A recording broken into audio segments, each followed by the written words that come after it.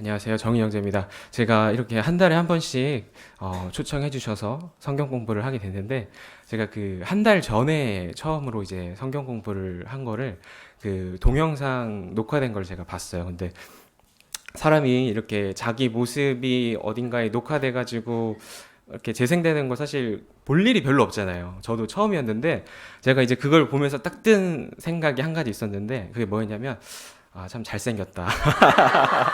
아, 농담이고요.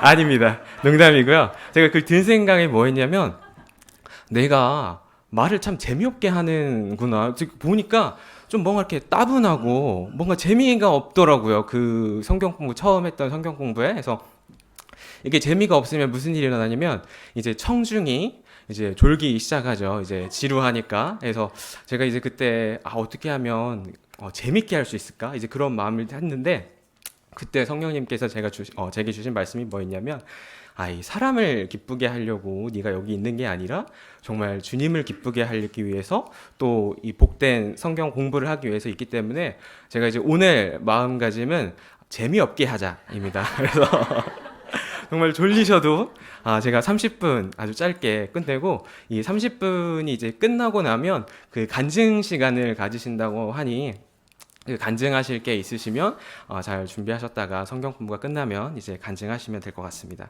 자, 오늘 성경 공부의 제목을 한번 다 같이 읽어볼까요? 시작. 신약 성도가 드리는 경배는 어때야 하는가? 자, 이게 저희가 그 신약 성도라고 하면 이제 이렇게 구원받아서 매주 주의 첫날에 모이는 우리의 다 몸된 교회 지체들을 말하는데, 뭐, 그 중에는 뭐, 주일에만 이렇게 의무적으로 이렇게 예배를 드리러 오면 그 신약성도의 의무를 다 한다고 생각하시는 분이 계실 수도 있어요.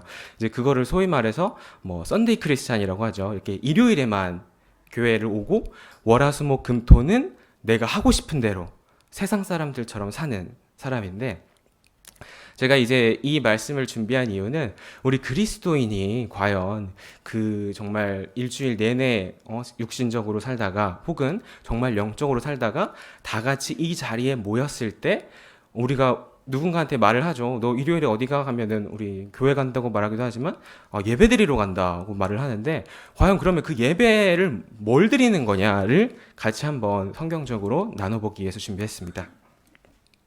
아, 그리고 제가 이렇게 성경 공부를 하면 제가 이렇게 꼭 준비해 오기로 한 게 있는데, 간단한 퀴즈를 알아맞추시는 분들께 지난주에 이어서 이렇게 마스크팩 선물을 가져왔습니다. 그래서 꼭 잘 들어주시고 이따 퀴즈도 잘 맞춰주시기 바랍니다. 자, 이제 말씀을 한번 같이 보겠습니다. 요한복음, 아, 요한복음이 아니라 베드로전서 2장 5절입니다. 베드로전서 2장 5절 찾으셔도 되고 여기 앞에 있는 스크린을 같이 읽으셔도 될 것 같습니다. 제가 읽겠습니다. 너희도 살아있는 돌들로서 영적 집으로 건축되고 예수 그리스도를 통해 하나님께서 받으실 만한 영적 희생물을 드리는 거룩한 제사장이 되었도다. 이 말씀은요, 우리가 거룩한 제사장인데, 거룩한 제사장은 뭘 하는 사람이냐면 영적인 희생물을 드리는 제사장이라는 겁니다. 이 영적인 희생물을 드리는 제사장인데, 이제 제가 어렸을 때 그 성당에 친구 따라 한번 간 적이 있었어요. 근데 그 성당에 가면 그 성만찬이라고 매주 하는 게 있는데, 이제 가운데 통로로 사람이 한 명씩 다 가톨릭 사제 앞에 나와서 이제 가톨릭 사제가 그 축사를 하면 이제 빵이 예수님의 몸으로 바뀌고 잔이 예수님의 피로 바뀐다는 그 교리 아시죠? 세 글자로 된 교리. 그게 뭐죠? 아, 네, 정답입니다. 또 이렇게 맞히시면 제가 하나 드릴게요.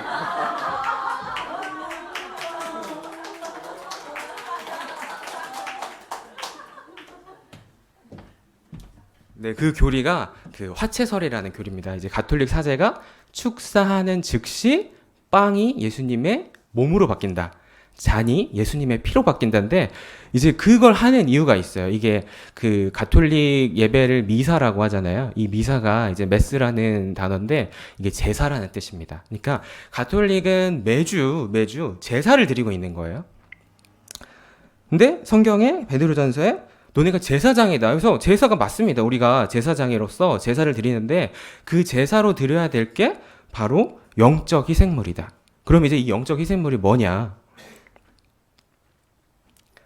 그 희생물이 우리의 몸이라고 말씀하십니다. 이거 로마서 12장 1절 말씀입니다. 그러므로 형제들아 내가 하나님의 긍휼을 힘입어 너희에게 간청하노니 너희는 너희 몸을 거룩하고 하나님께서 받으실 만한 살아있는 희생물로 드리라. 그것이 너희의 합당한 섬김이니라. 우리의 몸이 바로 살아있는 희생물로 드려야 된다는 것입니다. 그래서 우리가 일주일 동안 이 영적인 희생물을 드리기 위해 예수님께서 우리를 구원하여 주셨고 그것을 가지고 우리의 몸을 정말 영적인 희생물로 바꿔놔야 되는데 그리스도인들이 여전히 자기를 영적인 희생물로 드리지 않고 자신의 자아와 자신의 그런 육신적인 것들을 내놓는 경우가 있어요. 그래서 보통 이런 육신적인 경우를 언제 내놓게 되냐면 자기가 억울한 일을 당했을 때, 그다음에 이제 화난 일이 있을 때 자기가 자아가 나옵니다. 어떻게 나오냐면 어디 부당한 일을 당하면 그 사람한테 가서 항의할 때 이런 단어 쓰죠. 감희라는 단어를 쓰죠.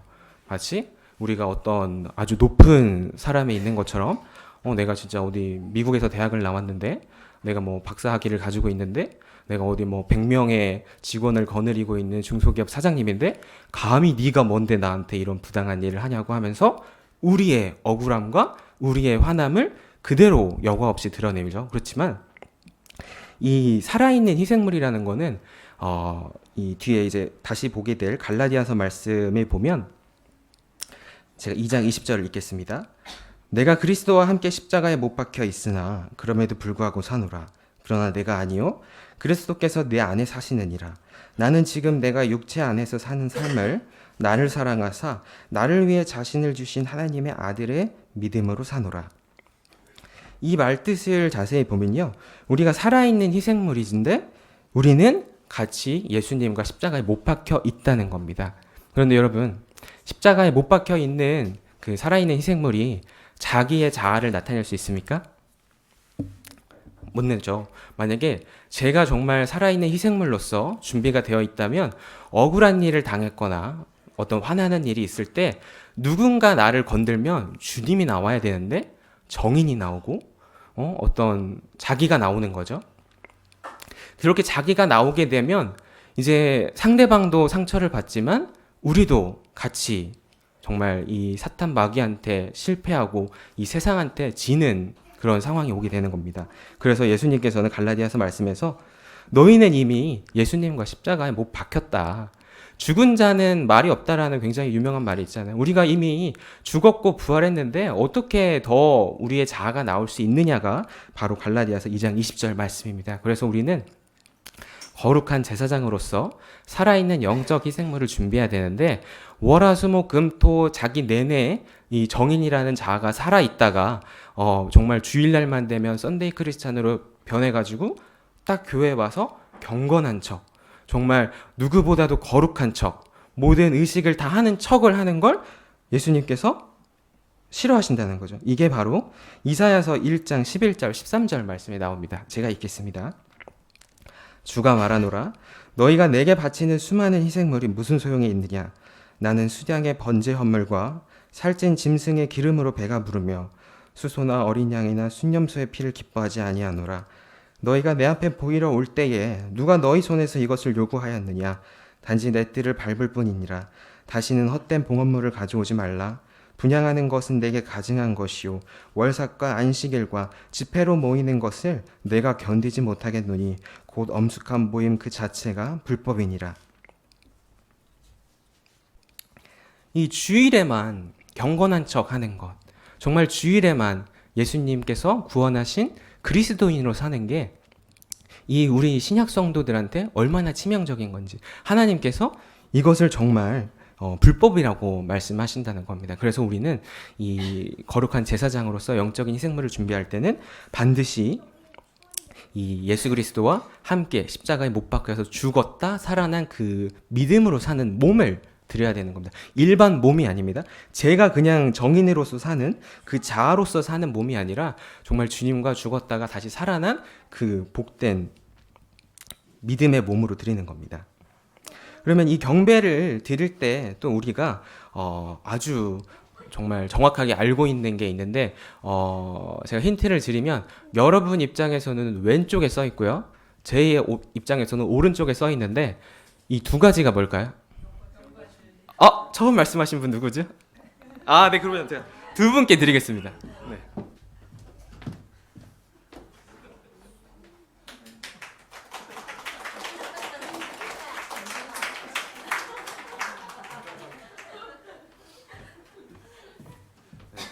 제가 힌트를 드렸죠. 이거 보시면 바로 아실 텐데 영과 진리로 경배해야 되는데 이 영과 진리로 왜 경배해야 되는지 제가 요한복음 4장 23절, 24절 말씀을 읽겠습니다. 그러나 참되게 경배하는 자들이 영과 진리로 아버지께 경배할 때가 오나니 곧 지금이라. 이는 아버지께서 자기에게 그렇게 경배하는 자들을 찾으시기 때문이니라. 하나님은 영이시니 그분께서 경배하는 자들이 반드시 영과 진리로 그분께 경배할지니라 하시니라. 여기서 영을 말하는 건 도대체 뭘 말하는 걸까요? 영. 네, 하나님인데 우리가 영과 진리로 경배를 드려야 된다고 하는데 여기서 말하는 영은 바로 그 성령 침례를 통해서 거듭난 우리의 영입니다. 왜냐하면 우리가 구원받기 이전의 영의 상태는 어땠죠? 영이 죽어 있었습니다. 선물은 안 드릴게요. 영이 죽어 있었습니다. 그런데 우리가 예수님을 구주로 영접하고 나서 성령 침례를 받았을 때 영이 다시 살았는데 그 영으로 경배를 드리라는 말씀입니다. 그리고 이 진리는 뭐냐면 하나님의 말씀이다. 이 진리는 하나님의 말씀인데 요한복음 17장 17절에 아버지의 진리로 그들을 거룩히 구별하옵소서. 아버지의 말씀은 진리이니다. 이 하나님의 말씀인 진리로 이 경배를 드려야 되는데 이걸 요약하면요. 이 경배를 드릴 때는 이 구원받은 자녀, 그러니까 성령 침례를 통해서 영이 살아난 우리의 영으로 하나님의 말씀에 근거해서 경배를 드려야 된다는 겁니다. 그런데 이제 우리가 뭐 장로교나 뭐 침례교나 성결교나 이렇게 일반 기성교회를 다녀보신 분은 아시겠지만 저는 이제 기성교회를 다닐 때 어떻게 느꼈냐면 교회를 가면 이제 처음 시작을 이제 뭐 찬송 아니면 혹시 CCM 이런 찬송으로 시작해서 이제 사도신경을 같이 외우고 이제 뭐 정해져 있는 찬송가를 같이 부르고 이제 기도를 하고 이제 목사님의 설교가 있고 그 설교가 끝나면 주기도문을 외우고 주기도문이 끝나면 목사님 축도로 이렇게 예배를 끝나는 이 순서 있잖아요. 순서. 제가 어렸을 때는 그 순서를 보면서 과연 이 순서를 최초에 만든 사람은 누굴까라는 생각을 굉장히 많이 했었어요. 여러분들 혹시 해보셨나요? 이런 생각? 우리가 오늘 이 경배를 드리러 여기 왔지 않습니까? 그런데 오늘 처음 이 예배의 순서가 뭐였죠? 찬송이었죠. 찬송 부르고 그 다음에 이제 제가 기도를 했고요. 그 다음에 이제 우리 그 주의 만찬을 했고 그 다음에 이제 목사님 설교가 있었고 그 다음에 광고가 있었고 이 경배라고 말하는 예배라고 말하는 이 처음에 시작하는 이 순서부터 마지막에 끝나는 이 순서 를 과연 누가 만들었을까 어렸을 때 굉장히 그런 의구심이 있었어요. 왜냐면 이거를 자세히 보면요. 목사님들이 이제 로만 가라라고 하죠. 그 이렇게 짧은 그 가톨릭 사제같이 아니면 뭐 가운을 입거나 이렇게 뭔가 종교의식을 하는 것 같은 그런 걸 보면서 너무 이제 그런 의구심이 들었던 거죠. 그래서 과연 최초의 신약교회는 경배를 어떻게 드렸을까라는 생각이 되게 많이 들었었어요. 그래서 물론 우리가 이렇게 지금 아침에 와서 드렸던 경배의 순서가 잘못됐다는 게 아닙니다. 왜냐하면 이 경배와 찬양 시간에는 이제 성령님께서 운행을 하시고 또 우리가 성령님으로서 충만함을 통해서 경배를 드리는데 너무 이제 성령님으로 감동한 이제 형제와 자매가 있다면 즉시 뭐 간증을 할 수도 있고요. 아니면 정말 찬송시를 할 수도 있고 찬송을 부를 수도 있는데 우리가 갑자기 목사님이 설교를 하는데 누군가 손을 들고 저 간증하겠습니다. 이러면 어떨까요?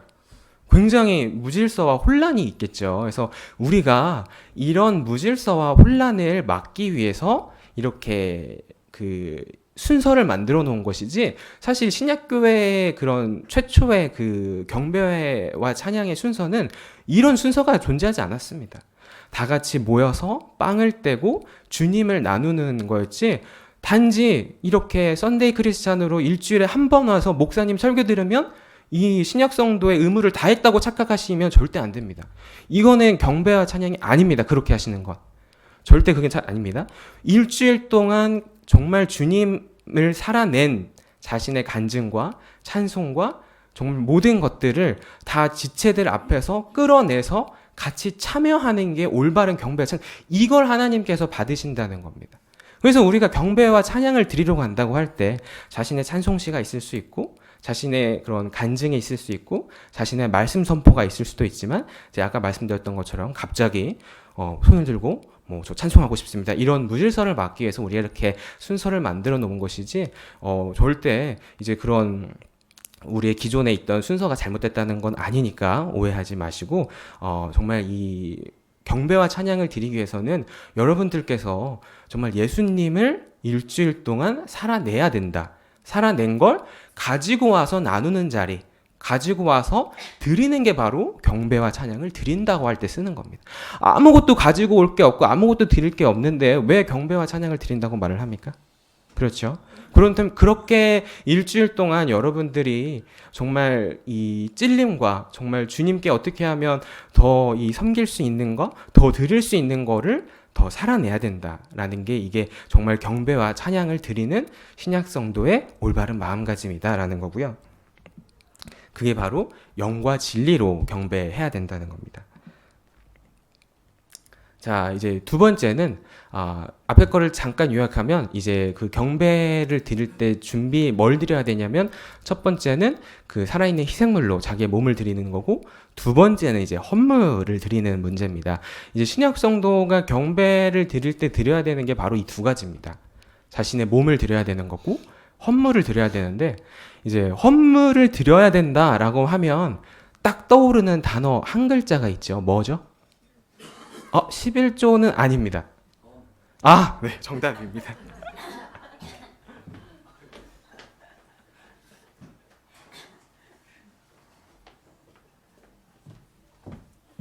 이제 마지막 하나 남았습니다. 이게 헌물을 드려야 된다고 하면 우리 모두의 머릿속에 딱 그 단어 한 글자가 떠오르죠. 돈이 떠오르죠. 그런데 물론 돈이 틀린 말은 아닙니다. 그런데 이 헌물을 내는 정확한 이유를 아셔야 돼요. 우리가 왜 헌금을 냅니까? 그 헌금을 내는 이유는 말라기서에 나와 있죠. 이 하늘의 보고에 쌓으려고 우리가 헌물을 내는 걸까요? 그건 아니죠.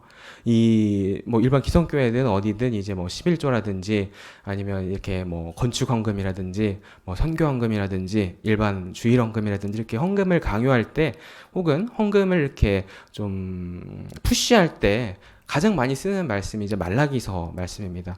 이제 너희가 열심히 그거를 11조를 내든 헌금을 내든 해서 하늘의 보고에 너희의 그 보상이 마른 일이 있는지 없는지를 너희가 확인하라는 말씀을 쓰는데, 이 말라기서가 그 말씀을 최초로 필요로 했던 시대적 배경이 있어요. 왜 그러냐면, 이제 유대인들도 물론 돈을 참 좋아하는 민족인데, 이제 하나님께서는 그 12지파 중에 레위 지파를 특별히 선택하셔서 이제 제사장으로서 이렇게 선택을 하셨는데, 이 제사장으로서 이렇게 하다 보면 그런 가정의 궁핍이라든지 경제적인 문제가 있을 수 있는데, 이제 그것을 미연에 방지하기 위해서 이 레위 지파한테 11조를 내는 것에 대해서 이제 하나님께서 그런 율법을 만드셨습니다.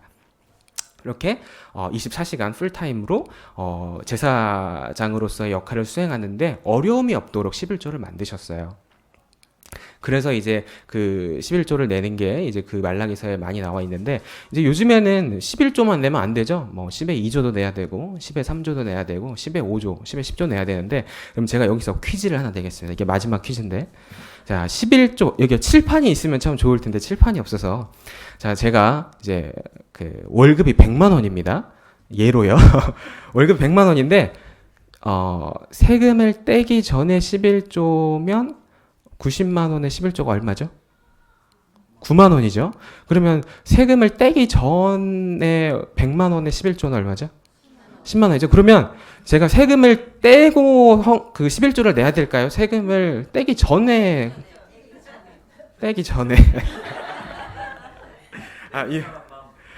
이것도 정답입니다. 네.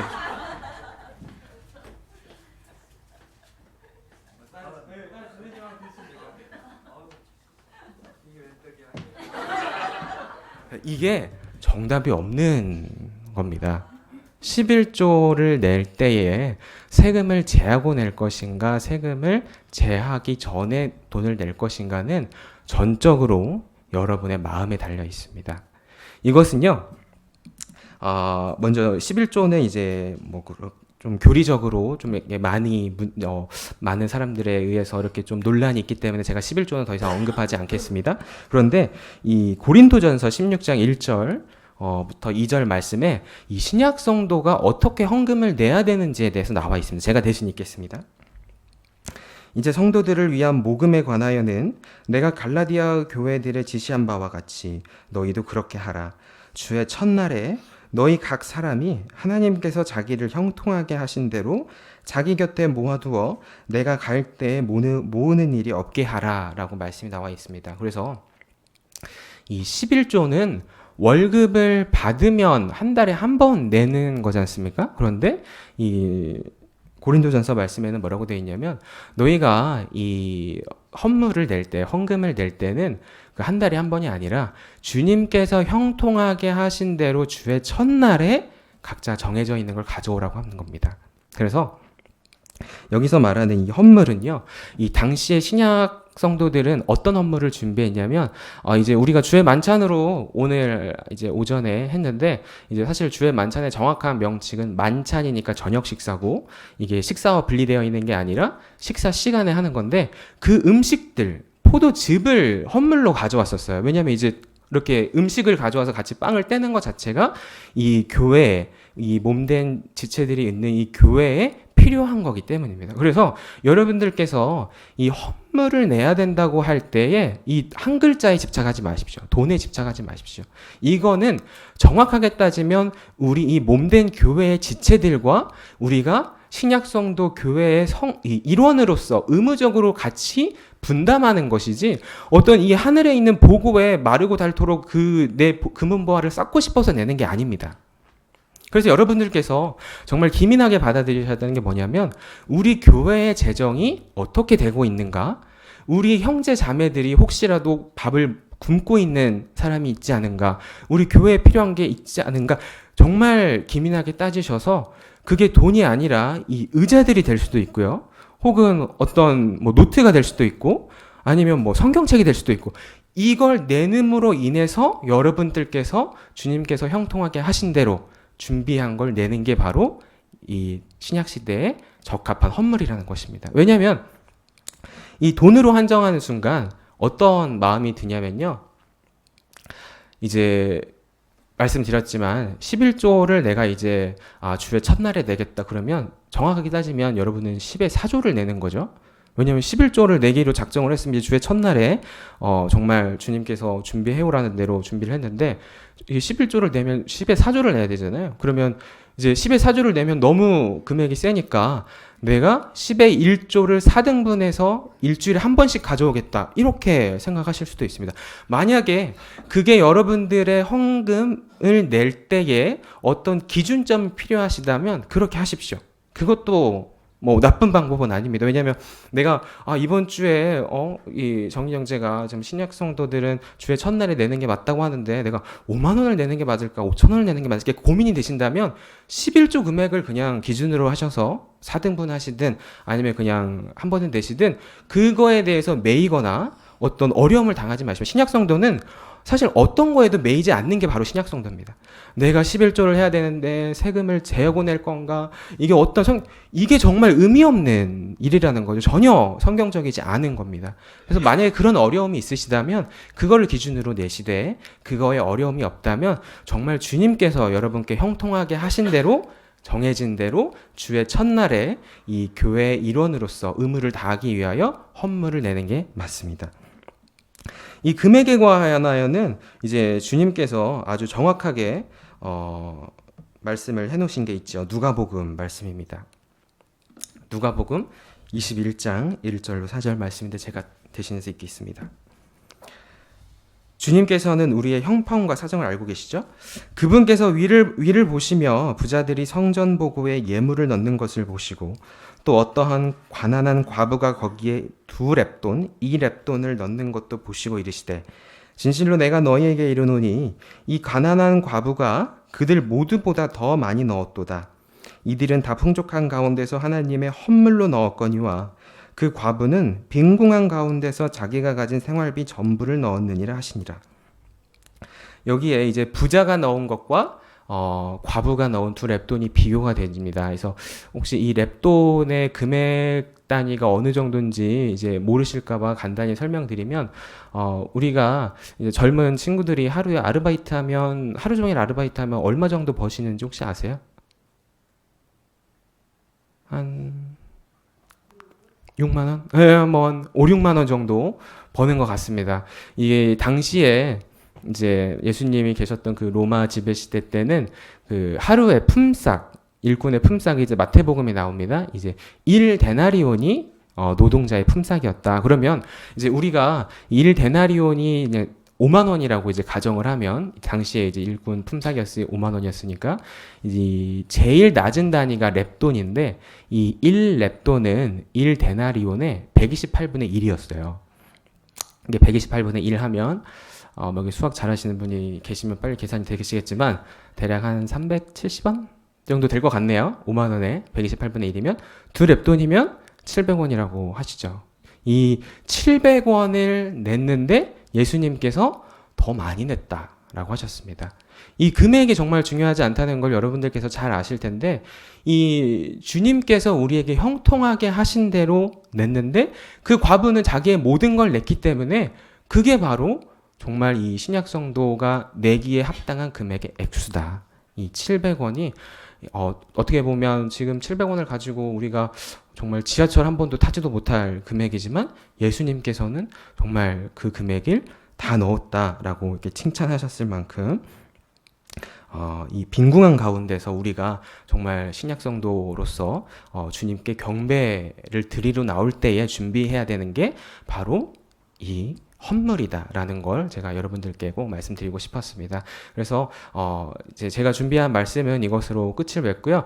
이제 처음에부터 간단하게 마지막까지 정리를 하면 이 신약 성도가 주님께 드려야 할 게 이제 2가지가 있는데, 첫째는 그 성령님으로 이 구원받은, 예수 그리스도의 보혈의 피로 구원받은 우리의 영과 하나님의 이 진리의 말씀을 가지고 이 일주일 동안 살아낸 우리의 이 몸, 영적인 살아있는 희생물, 우리의 몸을 드려야 되고, 경배를 드리러 올 때는, 그 다음은 이 주의 첫날에 주님께서 일주일 동안 형통하게 하신 대로 정해진 마음이 있다면 그 마음에 따라서 신약 성도의 그 의무로서 헌물을 가지고 와야 된다는 게 경배의 참된 모습이라고 할 수 있겠습니다. 자, 그러면 혹시 질문 있으시면 제가 질문에 답해 드리겠습니다. 따로 없으신가요? 네, 그러면 기도하고 성경 공부를 마치겠습니다.